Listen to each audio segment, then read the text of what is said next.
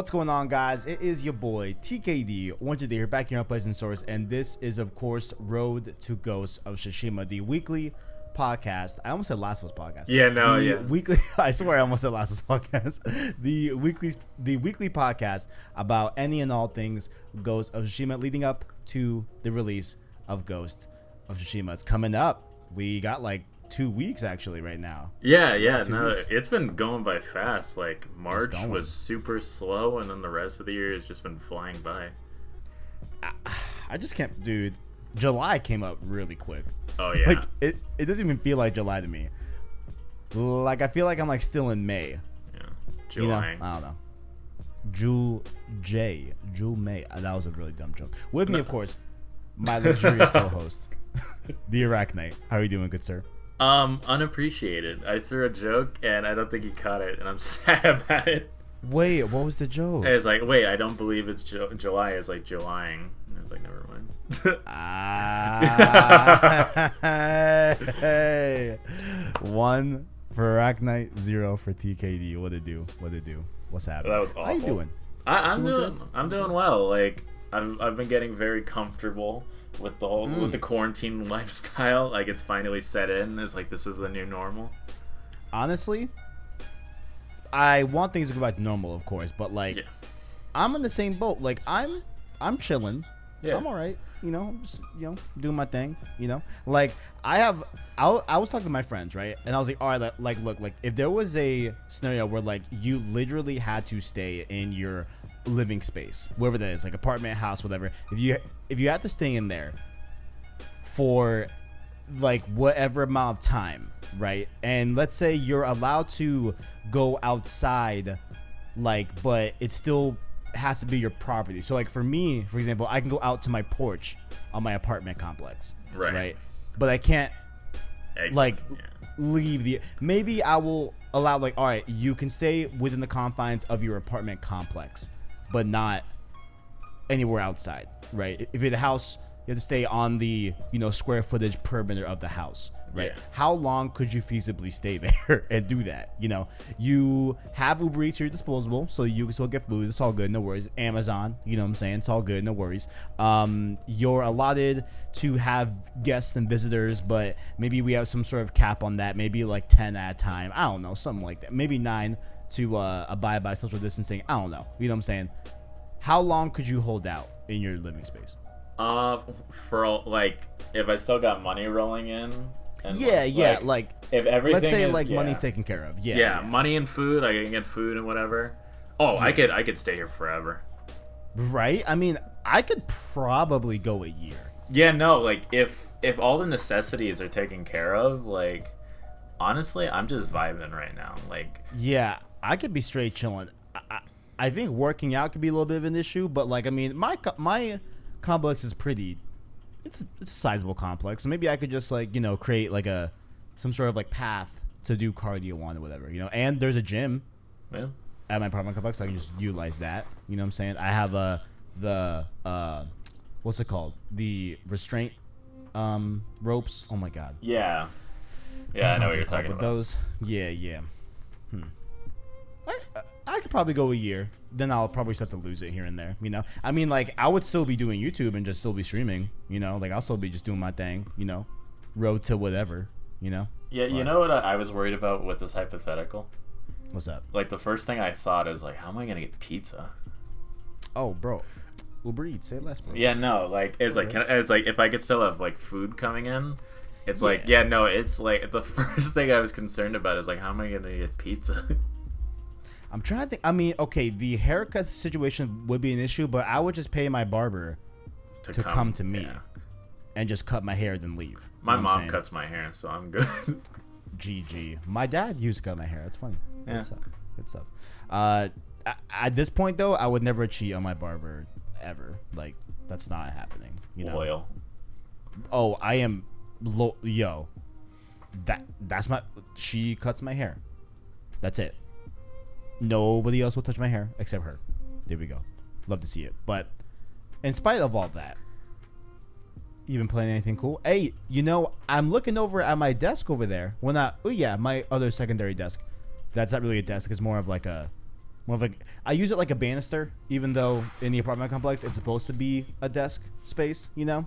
But it's just not in the correct space. I have a much better desk over here on this side of the room. But I'm looking over to that side, and man, I still see that PSP there. What happened? honestly, bro, just DM me how much it costs for shipping. I'm tired. No, that's what I'm saying. Like, let me just ship it out to you. It can't be that much. It's gotta be like what? How much is ship out PSP? Probably like 10, hey, less than $10. $10, less than or equal to $10. Hey Siri. No way. Hey Siri. Oh, not okay. Now you want to ignore me, huh? Okay, I see you. Interesting. Hey Siri. Wow, silent treatment. Okay, it's fine. All right. Did you say maybe thank you last time you asked or something? I always do. Well, there you I go. did last night while I was searing my chicken. I asked her, "Hey, can you turn on a 10-minute timer?" She said, "Absolutely." I said, "Thank you." Hey Siri. Yo, what happened? Siri doesn't like me. We'll figure it out later. All right, I digress. What have you been playing, good sir? I have been playing a lot of Valorant. Honestly, I've been playing a lot. Like since The Last of Us, like the stream series is finished. I have finished personally. Like I'm just doing another playthrough of that, which I'll touch on very quickly. A lot of Valorant, a lot of Dragon Ball Fighters, a lot of Wolfenstein and Metro 20. The Steam Summer Sale is like to condense it all. I bought a lot of games on the Steam Summer Sale. You gotta love it. Yeah, you gotta love it. So beautiful. Shout out to the Steam Summer Sale. It always hurts my wallet every year, but it's fine. Oh man, I'm still grinding out Assassin's Creed Odyssey. A lot of things are progressing in the DLC. I got a wife. Oh, I got a kid. Congrats. A lot of things were just happening. Just a lot of things were happening. That's still going on, very nicely. I did get a Switch game that you can find my like full in-depth impressions on JoyClick's Gamescast, but it's called Ninjala for the Switch. It's a free-to-play. It's kind of like an arena melee-based type of game. That it's hard to explain. So like, there's like wall running and stuff like that, and like it's a very like cartoonish like Fortnite-esque type of aesthetic to it, but you're a ninja and you chew bubblegum, and the bubblegum can be shot at different ninjas as well. You can use a big bubblegum bubble to act as like a block. It's a very interesting game. You know what I'm saying? I've been playing that, and what else have I been playing? Oh, okay. I guess one more thing I have been playing is that. Do you have a Switch? I do. We have. Okay.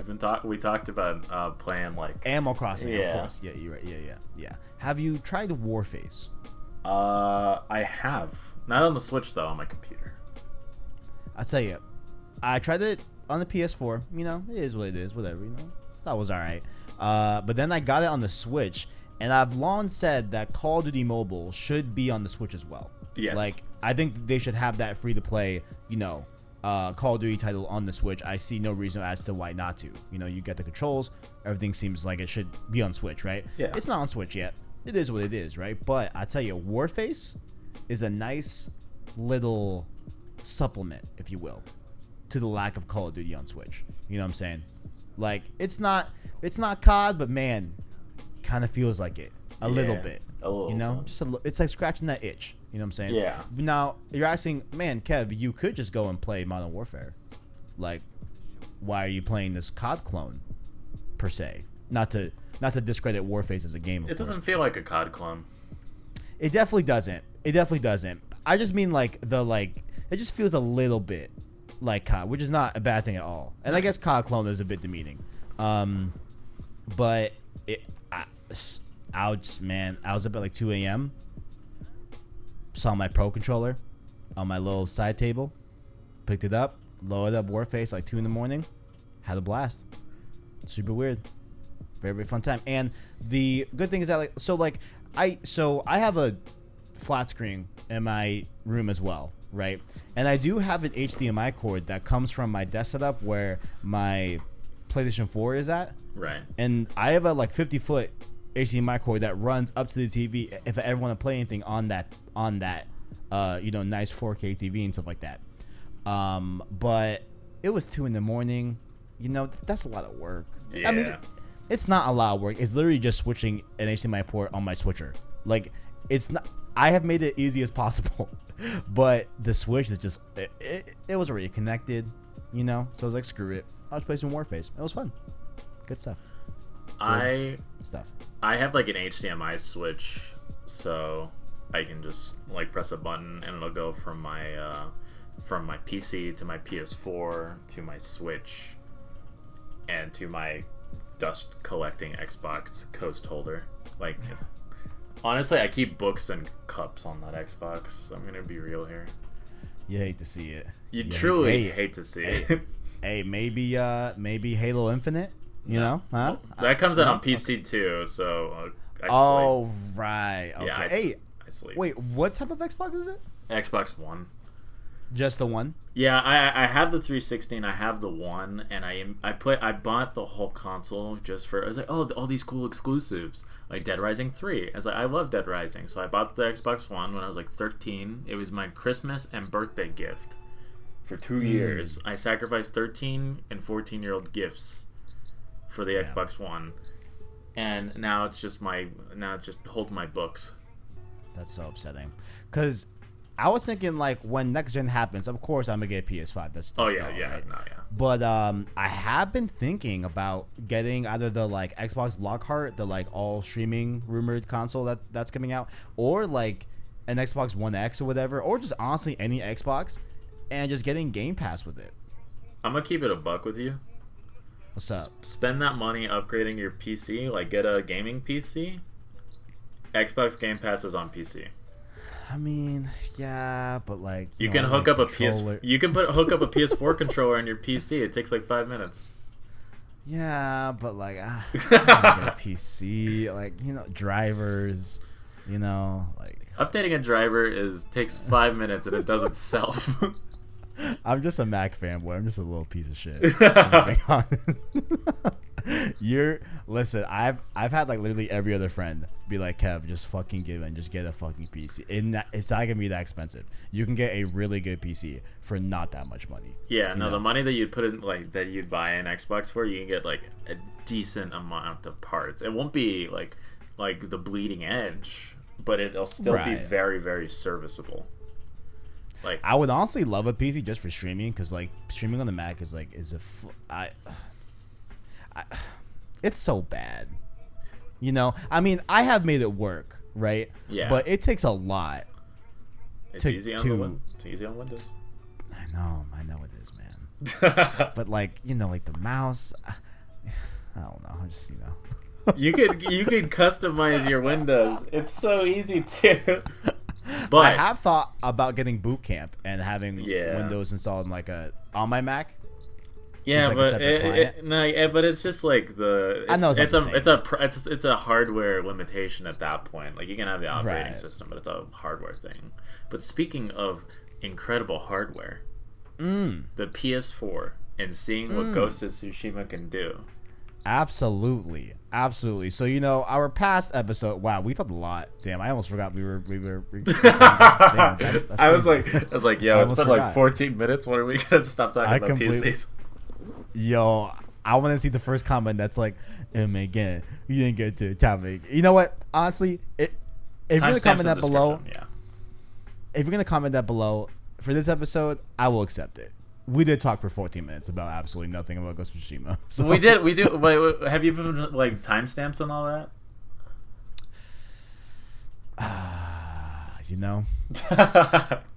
That's You hate to see it. We're just gonna keep it going. You could put like one timestamp as like 0 to like 14 or whatever. That's what I'm gonna do. Yeah. It's like, hey, we talk about like just what we've been doing, like a very chill beginning. If you want to get straight to the game, here you go. You're absolutely right. I should be a better description maker for sure. But episode 1, the development and marketing of Ghost of Tsushima. Episode 2 was the story and characters of Ghost of Tsushima. You know what I'm saying? Mm-hmm. Episode 3 was Ghost versus Samurai. Very fun one last week. Oh yeah, that was fun.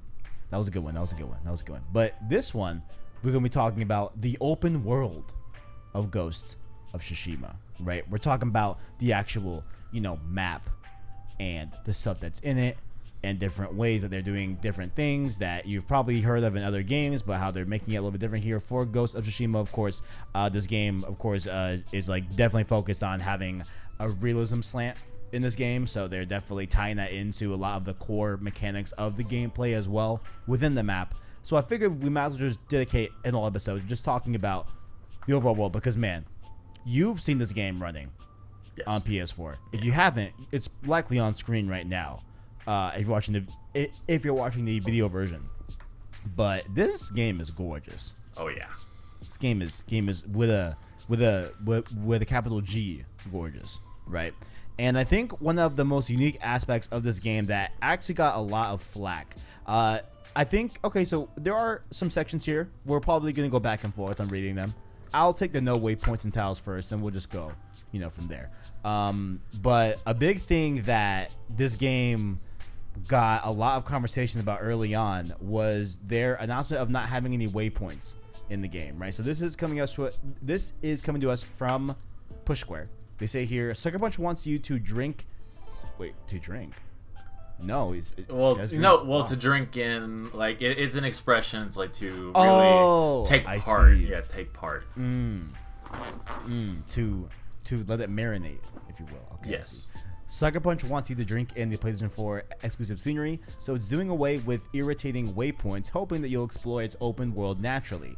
The tidbit comes from courtesy of an official PlayStation Magazine preview, in which it claims that the Seattle-based developer wants you to, quote, use landmarks and your knowledge of the world, end quote, to navigate it.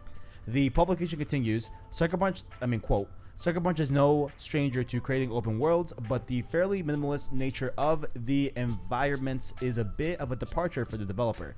Time in the story will pass as you explore, with titles telling you how much time it's been since the invasion began. So I guess the main takeaways here are that, like, there will be no traditional waypoints, even though there is a waypoint that we will discuss later on. And just the overall, like, having this really cool, like, counting up system that's very similar to Days. Did you play Days Gone? I did. You did, right? Wait, yes.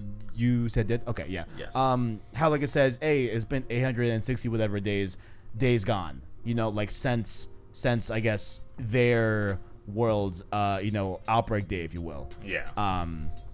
So it sounds like a very similar thing is going to be happening here, but it's going to be marking how many days it's been since the Mongol invasion.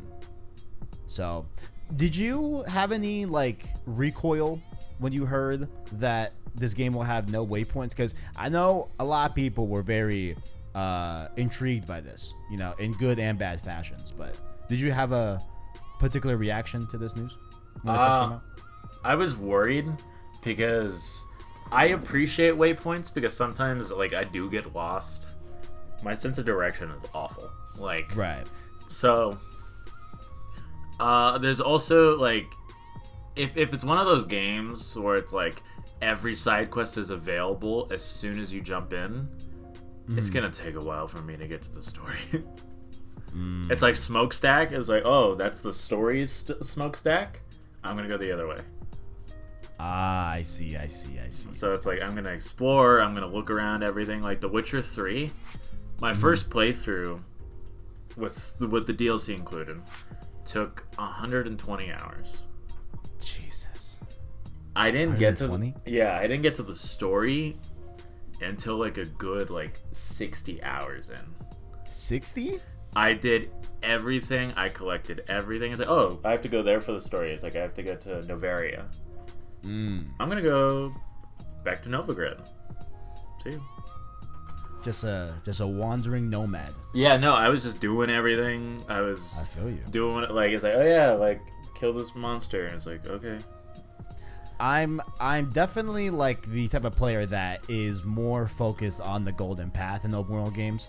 While I also still try to branch out, like, especially, when a game makes you go out and do side stuff to rank up, stuff like that. That's when I enjoy that aspect. But I mainly save, like, all the side stuff for open world games till after I beat the main game. and I want to come back to it later. Oh yeah, yeah. My friend That's is what like I that. do. Novario Yeah, also is yeah. in an area in The Witcher. That was Mass Effect, I think. Yeah, that's what I personally do. But, No, but I was. oh yeah, you gotta go. No, go ahead. Oh, what I was gonna say is Outer Worlds. When that came out, my friend and I both bought it. He finished the game in like a day and a half, and I hadn't even done anything in the story. Like I was able to do whatever I wanted, so I did all of the side quests on all of the planets before even doing anything in the story. And I was like, all right, I'm literally way too powerful now, and every fight is really boring. I am quite literally OP. I'm OP. OP. Like it's always fun in games. Like I was like, oh yeah, like this is supposed to be a tough fight, and then it ends in a few minutes because you did everything early. Unless you turn on enemy scaling, which you can do. So. Right. Yeah. I mean, at first I was a little bit concerned about waypoints not being in the game, but like I did know that, like, okay, you can't just have no way of the player knowing of where to go. So I was never like really that upset or that worried, because I'm like, all right, like there is going to be some way that we'll know where to go, like there's no way the game is just not going to, tell you where to go, or like you're not going to know what you have to do, or at least find out in some way.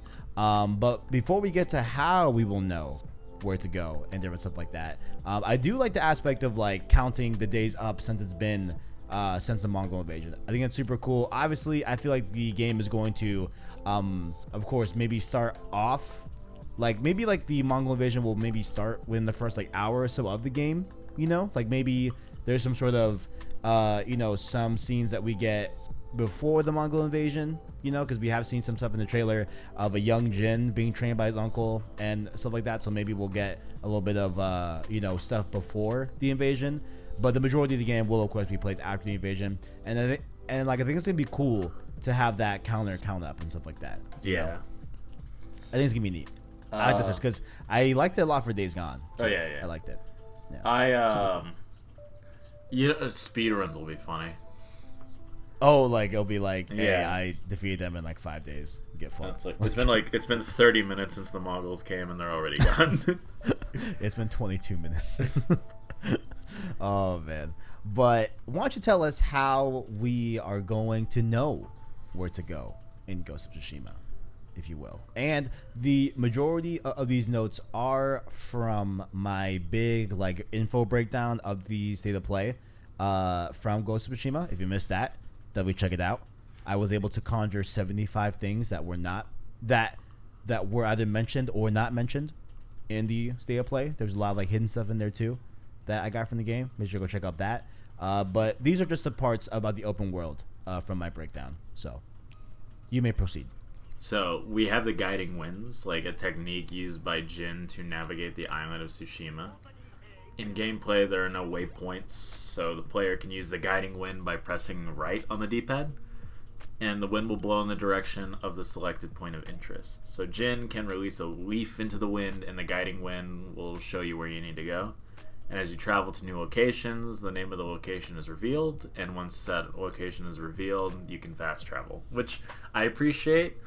But there are some games that I feel like fast travel is a necessity, like Fallout. And there's some games where fast travel was useless, like in Spider-Man.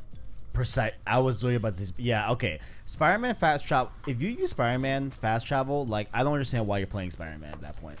I only did it for the trophy. There's a trophy for it? Yeah. I didn't even know that. Yeah, I know fast travel 5 times. I know I did it once, and I was like, why would that? Why? It's part of the Spider-Man game is traversal. Like what? Like, come on now, But in a similar tone, not in a similar tone. One game that I do feel is definitely like you need fast travel is Assassin's Creed Odyssey. I've been playing that, as you know. And I would recommend, honestly, if you're interested in this new like RPG-esque type of games that have been coming out from Ubisoft under the Assassin's Creed banner, I would say honestly, it's probably too late to even get into Odyssey at this point. And I love Odyssey, but like that game is so ridiculously big, and they've already said that Valhalla is going to be a little bit bigger than Odyssey. I would honestly just say, guys, just wait till Valhalla at this point, you know, because you need to synchronize at every single location you see and can, because it'll help you in the long run, because you're going to want to be able to fast travel to different points in the map, because oh my god, bro, that map is ridiculous. Assassin's Creed Odyssey is just really dumb big, but they have been talking about how, like, we're not really sure how big this open world is going to be. I feel like Sucker Punch hasn't had any crazy big maps as far as I remember, you know? No. I assume this will be their biggest one, but like I never felt that, you know, Second Son or Infamous 2 or the first Infamous were anything like massive, you know what I'm saying? But yeah, Numeray was pretty condensed. Yeah. I even kind of felt that when I went back for the First Light expansion.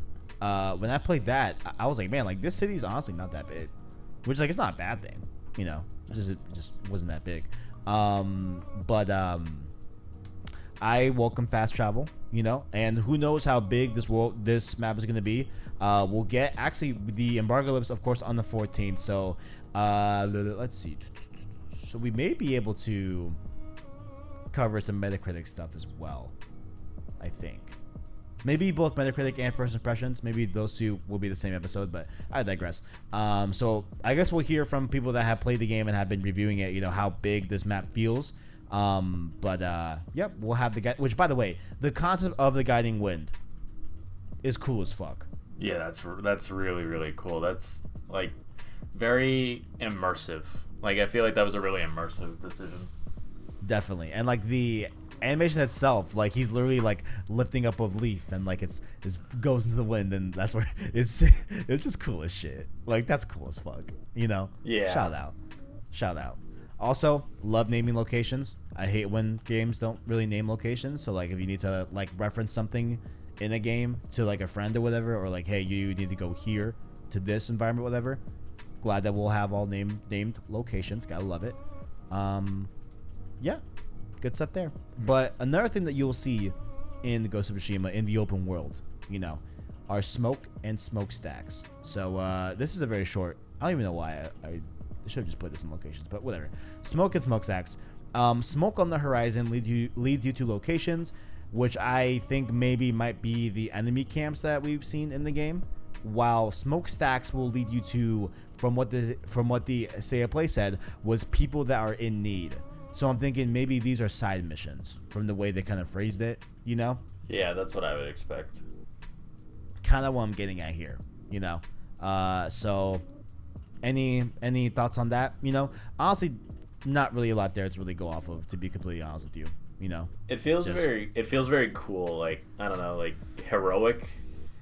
It's like you see somebody that you need, like, you know, there's a fire going on because they're calling out to anybody. Right. And then you save them or whatever, and then you ride off. It feels very cool. That's a really cool concept. That is a really good point too. Like the way you said, like it feels heroic, because like smoke is danger, you know. So you go to the danger, and you alleviate the situation. Right. So, yeah. Like I guess you're right. Yeah, you're not as much like it's as much as fighting the Mongols as it is the protecting the people, which I'm curious to see, like, because something I was thinking about is what is Jin's priority, and how do you like do your choices, like, oh, samurai or ghost, do those influence like Jin's character at all? Like, because a lot of Sucker Punch's games in the last like decade have been choice oriented. Like it might not be like hard choices like L2 to bomb a building and R2 to go to a canned food drive. Like it might not be like heavy-handed choices as much as it is just soft decisions, like what you do and how you do it. And it's like Jin's perspective is my responsibility is to protect the people, and my responsibility is to destroy my enemies. L2 is to bomb a building. R2 is to donate to a food drive. Like Infamous 2 had stuff like that. It's oh yeah, like and like one of the first choices you make is like, am I really gonna blow up this gas line to destroy all of the to destroy the militia there, while also blowing up the buildings of the people living there? Or do you just go around? Which is like, why would anyone? I mean, that's just like a very clear like, do you want to be an asshole, or like, a courteous human being that's not blowing up a building for no particular reason? Yeah, it's like some of the choices in Infamous 2 were very heavy-handed, but the game is amazing, so that's I'll excuse that. Yeah, no. Truly. But well, yeah. So I guess we'll be chasing the smoke in Ghost of Tsushima. But tell me a little bit more about what else is out there in terms of living things in Ghost of Tsushima.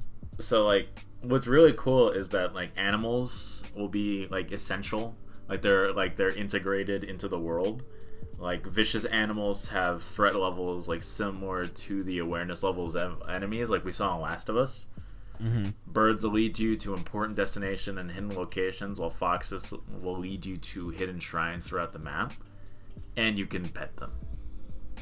Fire. Look, I mean, if it's 2020 and your game doesn't have a feature to pet any type of animal, that's a nice animal. Not like, I don't want to pet a shark, if you will. You know what I'm saying? Or like, wait, have I felt a shark? No, I have felt a dolphin. Dolphins feel weird, man. They're just dense.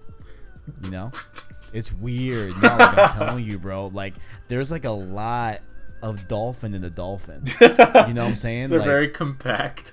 They're like firm. It's like, holy shit. Like, there's a lot.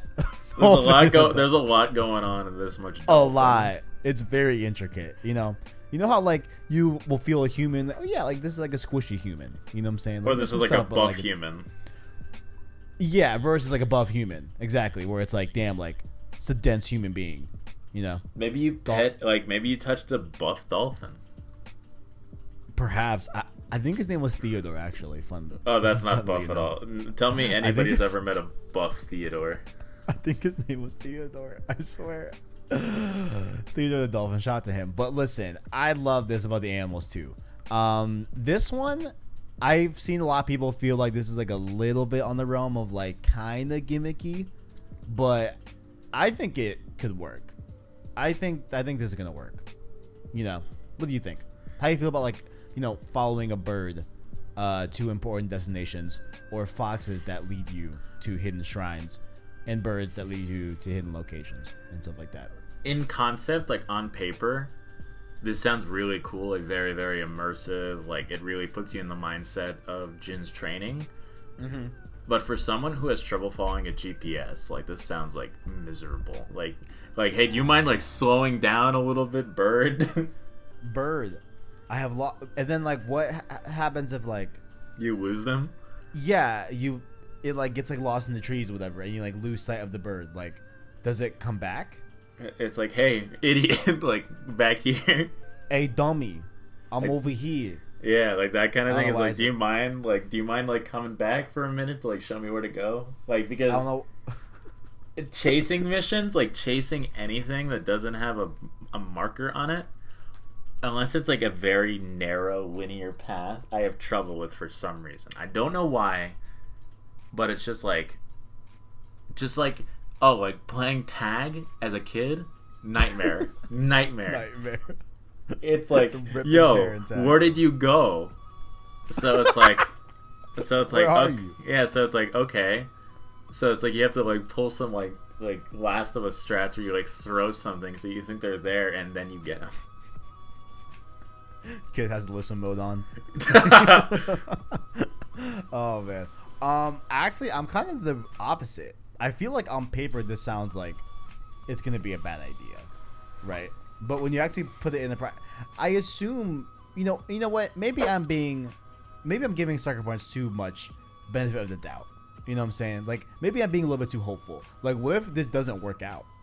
You know, I'm sure there'll be accessibility. Oh, that's a good point too. Like a lot of what games. If there are... go on. Yeah, you could just enable it. Yeah. What if like by default they meant like, hey guys, like there's no waypoints or anything like that, or like you can turn it on. But you can turn it on. Yeah. I wonder. Because like it's very, very limiting to people with limited vision. It's like impossible. Like it's like, oh, you mean the small pixel that I can hardly follow at all, like even a little bit? Because it'll either be one of two things.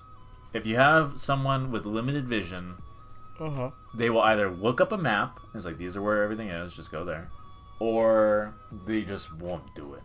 And that's very limiting to people with those kinds of impairments. So I feel like there will be a waypoint, and if there's if there's like accessibility waypoints, and if there is, I'm probably gonna turn it on. Wow, that's a very good point. That I feel that at least I didn't see anyone discuss that when this news came out about the no waypoints and everything, and with like the birds and foxes and everything. But that makes a lot of sense, dude. Yeah. Like there has to be accessibility options for this. Yeah. No. Absolutely. Good point. I'm just gonna look up a map if there's not. Like I'm sure somebody will get it like day one. It's like, oh, here's everything. It's like, okay, like I'll just go there. I wish the Collector's Edition map had all of the like campsites and stuff like that, and like side missions on it too. But I doubt it, right? Yeah, it would be. It's way too much of an advantage for people to. It's almost like pay to win a single player game. It's like true. It's like if you have enough money to shell out for this collector's edition, here's all of our secrets. Go, and it kind of ruins it. So I don't feel like it unless Good point. It's like some secret ghost tactics where it's in like invisible ink and you need a black light. When the moon shines just right on this piece of cloth, you can see everything on the map. When the moon shines just right. Damn. Shout out. Shout out to the moon one time. Yeah. Shout out to the moon. Thanks, Luna. Big homie up there. But I'm excited to follow a fox. You know what I'm saying? I think they are gonna be really fun to follow. You know what I'm saying? Just like see where they're at. Do they come from like the tree? I don't know. Why I say the tree? Why not a tree? You know? One singular tree. It's one singular fox tree that they're all going to retreat and come from. You know what I'm saying? You cross the tree and it's just a horde like scattering to all the secrets. It's like, okay, like fuck, which one do I go to? What if there's two foxes? Which one do you follow? Do you follow both? Do you follow one of them? What if there's multiple birds? Why does the bird have a Boston accent? When I did the bird's accent, why is he a Boston bird? These are the answers that we have to find. You know? They migrated. They did migrate from Boston. But as we said before, of course, the good old foxes, as of course you can pet them, but you can also follow them to hidden shrines. I want to talk a little bit more about these shrines because there are a lot more to them than meets the eye, like a transformer. You know what I'm saying? Mm-hmm. The game's open world has parkour locations, hidden destinations, scenic views, and attractions to pay respect and honor to throughout. Wow, that was horrible. And to honor throughout Ghost of Tsushima. But above all else, they have these shrines called Inari Shrines. Honoring these Inari Shrines will grant you progression to achieve a minor charm slot like we saw in State of Play, or just a regular charm slot as well.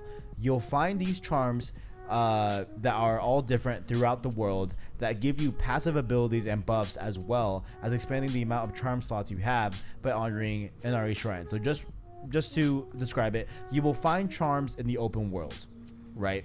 But you can get more charm slots to equip these charms onto Jin by honoring these Inari Shrines to get more charm slots. That makes sense? Yes. Does that kind of check out? Okay, cool. All right. A few examples of charms are the charm. Oh God, here we go. Okay. Come on, Kev. You got this. 2 letters at a time. Okay. Few examples of charms are the charm of Okaninushi.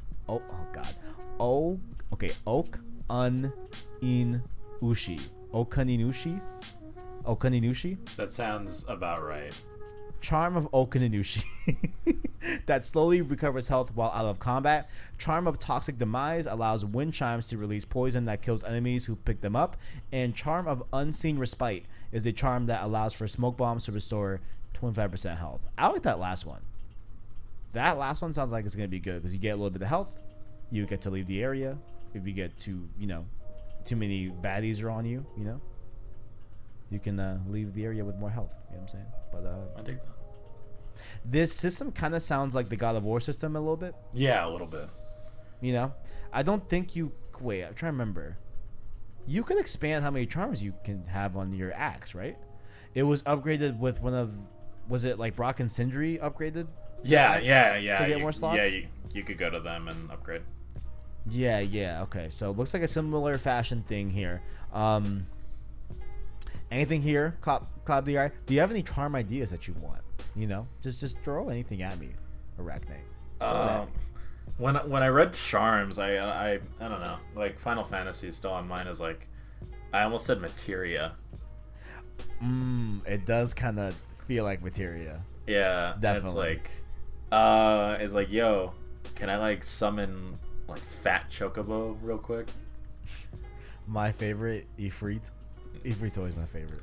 I used him a lot, but fat chocobo was assigned to Aerith, and we always keep Aerith in the party. Oh, did you see? Complete side note: Owen is a fan of Aerith. The right decision. The right decision. Hey, I mean, it's a decision. Shout out Tiva forever. You know what I'm saying?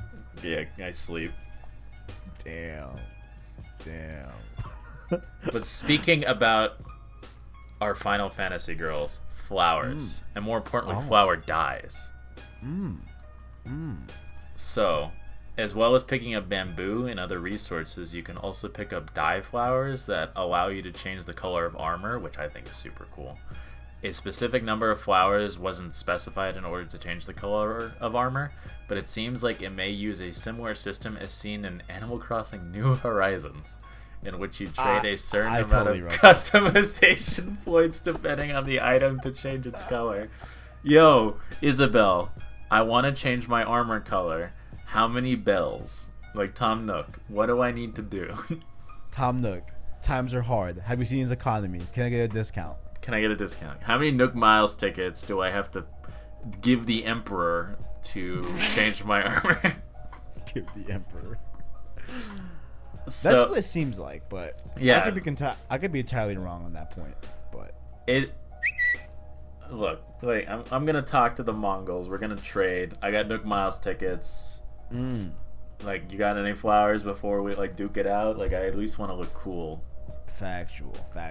I mean, the only reason why I included all that bit in the video that these notes are from is because, like, when you look in the gameplay, it just says flower on the ground when you're in the game scavenging for flowers, right? Like, it doesn't say like, oh, like blue flower or yellow flower or red flower, right? So I think it's like, all right, you can choose what color you want based off of, I think, how many flowers you have. You know what I'm saying? Like, that's why I think it's going from that point, because on the open world, they were just all flowers. Like, that's all it said. You know what I'm saying? And maybe like certain colors cost more flowers to make that color, maybe, like just to kind of have a little variety in that standpoint. Like I'm sure like having like all gold armor would take like a ton of flowers to do. Right. But I'm of course gonna be rocking my blue and yellow. Maybe shades of black, maybe shades of gray.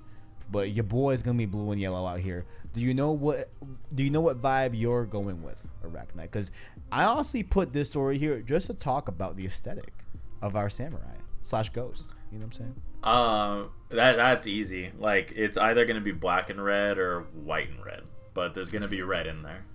You did say this, yes. Like, you did say this. The whole, like, every game that I can, like, any game that I can customize. Like, quick side note, in Last of Us, you can change the color of your HUD for color blindness, but I changed it to red. Wait, really? Yeah. I did not know you could do that. Wow. Yeah, I changed the HUD to red, and if you're low on something, it's purple.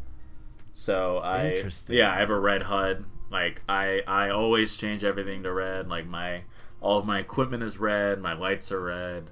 Like everything that I use is black and red. So that's easy. That's an easy choice. Like as soon as I can, the armors change into black and red or white and red. That's fire. That's fire.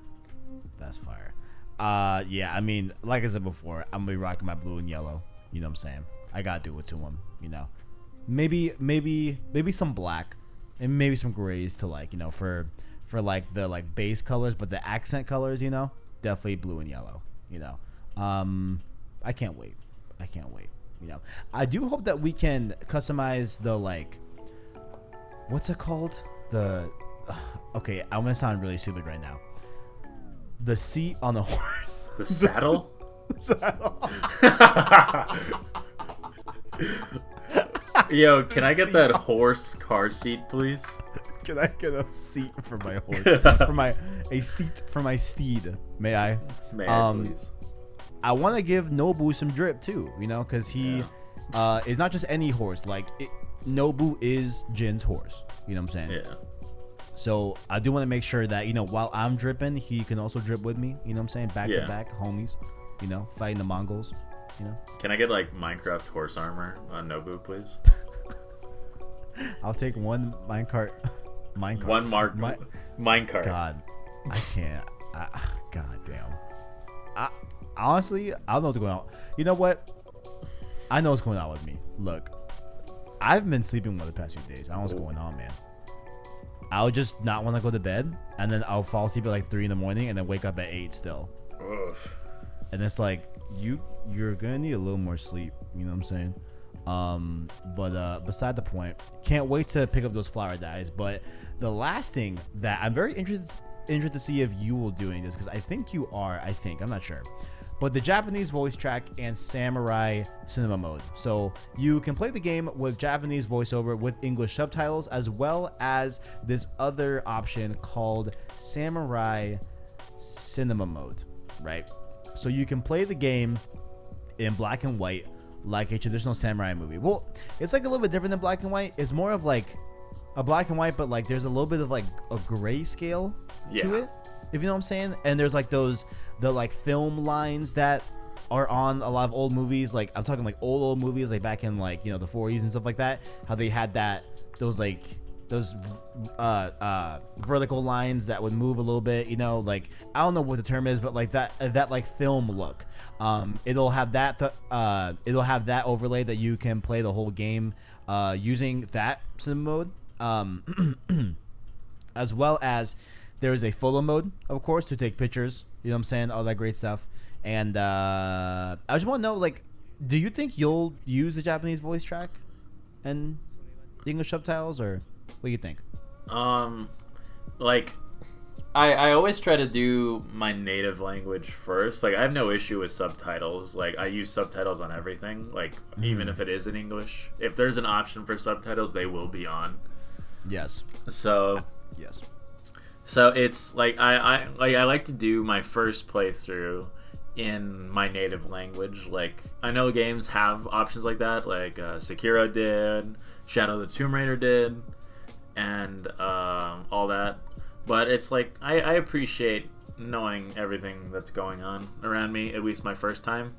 But second playthrough, I definitely will use at least the Japanese voice track. I'm not sure about the Samurai Cinema mode, because stuff like that, like filters and things like that, give me a headache.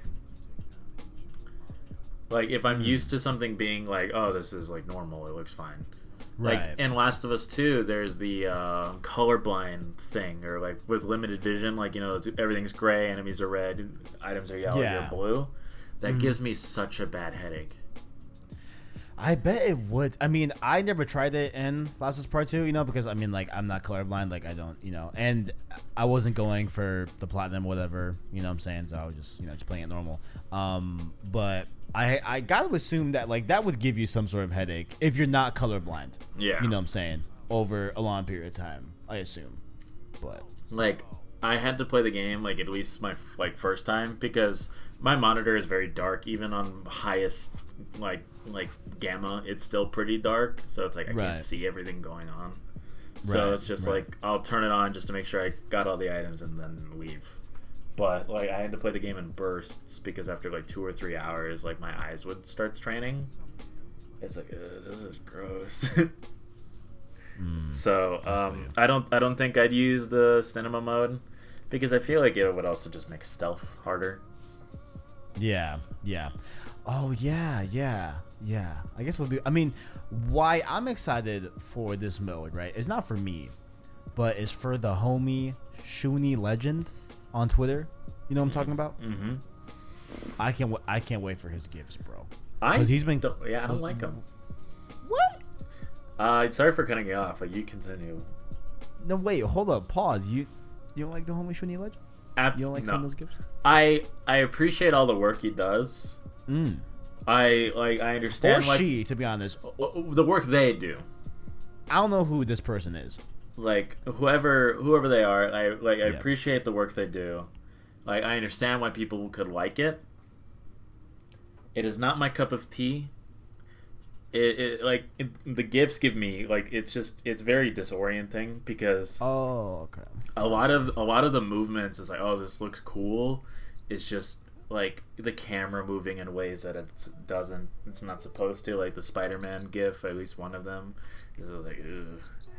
It just it's hard to look at. Like I don't know. I have like my eyes and brain don't like it, so it like makes me like uncomfortable, for lack of a better phrase. Like it is, it's disorienting.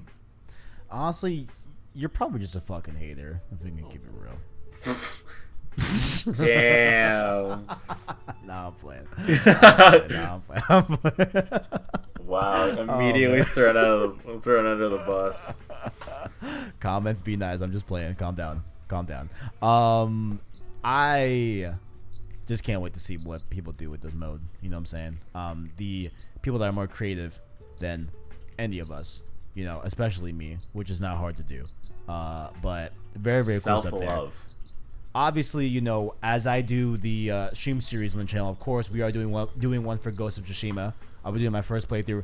I am going to try and navigate this in the most balanced way in terms of my health and streaming. So I think I'm going to, because I'm waiting to see how long this game is to beat, right? Because if you have to do like a lot of side stuff to complete the golden path, I'm gonna do the side stuff off stream, and then just come back on stream when I'm ready to do the golden path stuff. You know what I'm saying? Right. So I'm gonna kind of be just having a nice balance there. But we'll see. But while I do those stream series, I love to do screenshots. You know what I'm saying?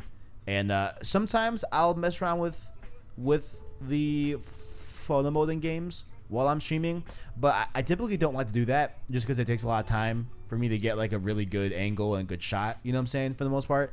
And I don't want stream to just not be seeing the gameplay and just be watching me mess around in photo mode and stuff like that. But I do welcome it whenever it's in a game. And it looks like we've seen plenty of screenshot moments in the gameplay already. So I feel like there's going to be plenty of those. But we'll see about photo mode moments for sure. And in terms of course, the voice track, I'm on the same wavelength as you. You know what I'm saying? I like to, typically, I haven't jumped that hurdle of being able to listen to another language being spoken while reading the English subtitles, because I am like you. I am a subtitle boy. You know what I'm saying? No matter what I'm watching, besides YouTube, I have subtitles on. But so I'll probably not be using the Japanese voice track, even though it is a cool thing. It is dope as hell to have a full Japanese voice track for, of course, this game that's based off of, Chinese history and different stuff. Sorry, not Japanese history, excuse me. Japanese history, you know what I'm saying? Very, very cool stuff right there. But is there anything else in the world that we didn't bring up that you thought about or know about that I forgot to include? Because I'm sure there's plenty of stuff. I can't wait for the parkour stuff too. Oh yeah, that'll be fun. That looks cool. Also, wait, one thing I totally forgot to notice. Forgot to note. Do you recall the state of play where there was just some dude sitting by a tree, calling to Jin, and he like had a little chat with him or whatever. Do you remember that? Vaguely. Yeah, it was like super quick, but I was like, huh. I think the fox led him. I think the fox or the bird led Jin to this man that was just chilling under a tree. I think was like maybe like one of like the side missions that you can get. But I thought that was interesting. I was like, huh. What are you doing, old man? It's like, what's up? You know, what's bracking? I'm like, I know you can do stuff like that in Sekiro. Like, if you just go a specific path, you can talk to people that were affected by dragon rot or not. Mm-hmm. And it's like, oh yeah, everything's great, or I'm dying. Please stop dying. It's like, can you stop reviving yourself for like 5 minutes? And it's like, I'm dying. Please stop. Yeah, so it's like, okay, like, sorry, ma'am. I'm bad at the game. I feel you. So it's like, I'm hopefully there's like some little details, because I know that like we touched on, it's like this is gonna be more expansive both on a scope and in the minute details in the world. Like, it's not gonna be almost kind of lifeless.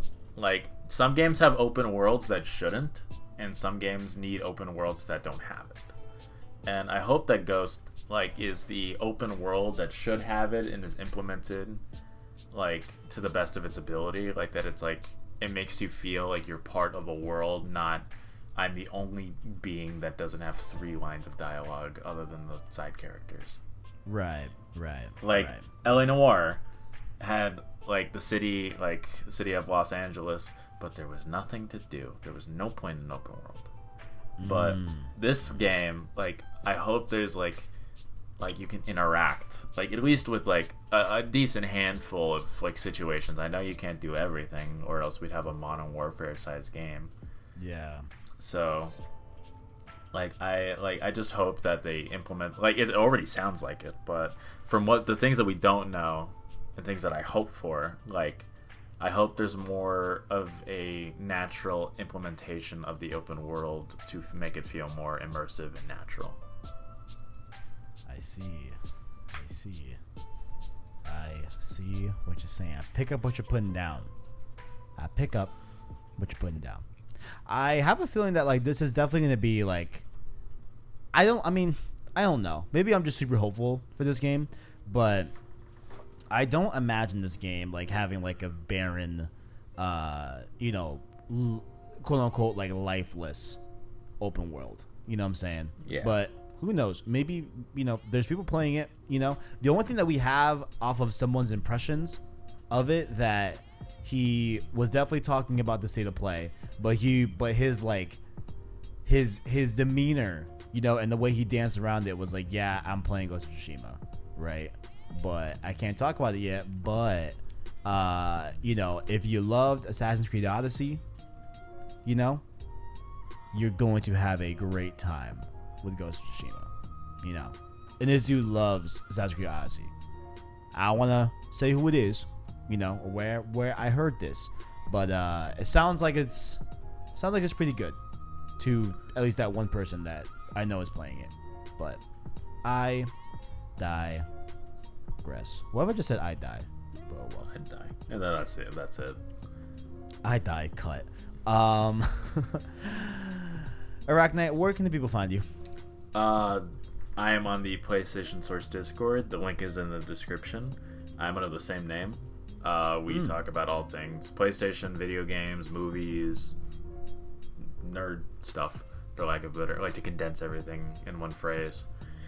I'm active there. We talk every day about just things we're interested in. Like, it's very open, welcoming community. We've had a few more members roll in, which I'm really happy to see.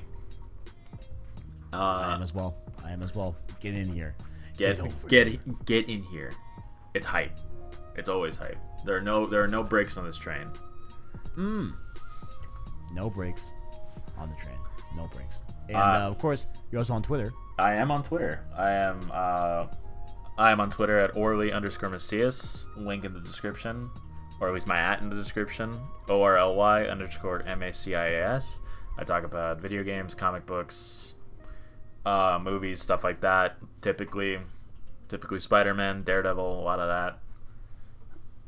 So you can find me on there. I love seeing what the community posts, screenshots, things you guys are playing or discussing, retweeting, like all that cool stuff. Like, I love seeing it. So, yeah, you can find me there. And yeah, that's about it for me. It works out. Of course, all those links are down below in the description for Arachknight's personal links, as well as our Discord. Get in there. A lot of cool stuff going down there. You know, we just chilling, chatting, hanging out, cooling, booling, maxing, relaxing. You can also do those same things if you go on to the Discord link below in the description. As well as while you're down there, check out our Twitter as well down below at PSourceVids if you want to follow us on Twitter. I have been seeing that a lot of people that will just roll into streams and be like, man, I never got notified, even though they hit the notification bell on YouTube. Whenever I go live or wherever I post a video, I always tweet it out. I always put it on the Discord as well. So if YouTube fails you on that alert system, I'm sure Twitter and Discord will, be ample ways to be able to get you notified on new content or streams. You know what I'm saying? So definitely do that, all the good stuff. You know what I'm saying? Follow us on there. Ring any notification bell we got to keep up with the latest and greatest in PlayStation and all things Ghost of Tsushima. Like if you've enjoyed it, as well as say subscribe to PlayStation Source to keep up with the latest and greatest in PlayStation. As well as down below, there's one more thing down there I forgot to say. Our anchor link, if you want to listen to our long form content and podcast format. That, of course, being Road to Part 2, as well as Road to Ghost of Tsushima. The data that this goes up, we will have already done the massive Last of Us Part 2 spoiler cast. It's uploaded. Enjoy it. It's with the homie Tajay as well. I haven't even announced that yet. I'm waiting to do it. I'm waiting to drop that on Twitter. I should probably do that soon. I'll do it. But beside the point, make sure to check out that as well. If you have already played the game, once again, it is for those that have beaten the story. If you have not beaten it, stay away. You cannot blame us for spoiling you on a spoiler cast. It's in the name. So definitely when you're done with the game, go check out that, as well as if you have beaten the game and you are in the PlayStation Source Discord community or just, on Twitter or whatever, or if you follow the channel and you have beaten The Last of Us Part 2, I'll be talking about it more on tomorrow's episode, on the spoiler cast, which is already uploaded, recording and publishing dates, whatever. We are doing a community review. So let me know how you feel about the game, written, video format, audio format, whatever format you want to get it to me, get it in. You have a week to do it. I didn't tell Arachknight this yet, but we're going to do it. We're going to do a community review. I think it's a good way to get, a lot of different people's opinions on the game. Yeah. And maybe we'll do the same thing for Ghost of Tsushima as well. We probably will. But let me know how you feel about the game. Send it to me somehow. DM me on Twitter. Put it in Discord, whatever. Just get with me and I'll find a way to retrieve your review. Probably the most efficient way is probably written, but whatever you want to do, you know what I'm saying? And we're going to go over it as two hosts of Road to Part 2. We're going to, take your criticisms and take your reviews and have them read aloud to the people. You know what I'm saying? It's going to be cool. And then the week after that, we're doing the bets. Ooh. We got to do the bets. I did, with the help of Owen Arachknight, I did find our bets episode. It's been found. Oh boy. We're good. I'm gonna go through that thing, see what we answered. Hopefully we can get Starks in that one too, because I have a bet list with Starks as well. And people are buying games for people, y'all. Is that like? I'll buy you Ghost, but I'm not buying you Avengers. We will see when it all comes down. But thank you all for watching Road to Ghost of Tsushima, the weekly podcast leading up to Ghost of Tsushima, about any and all things Ghost of Tsushima. Once again, rate us on podcast services. Like the video if you enjoyed it, as well as stay subscribed to PlayStation Source to keep up with the latest and greatest in PlayStation. Thank you for watching, and as always, greatness awaits. I was trying to do the Ghost of Tsushima. I thought you were doing the Final Fantasy like victory battle too. Okay, bye guys.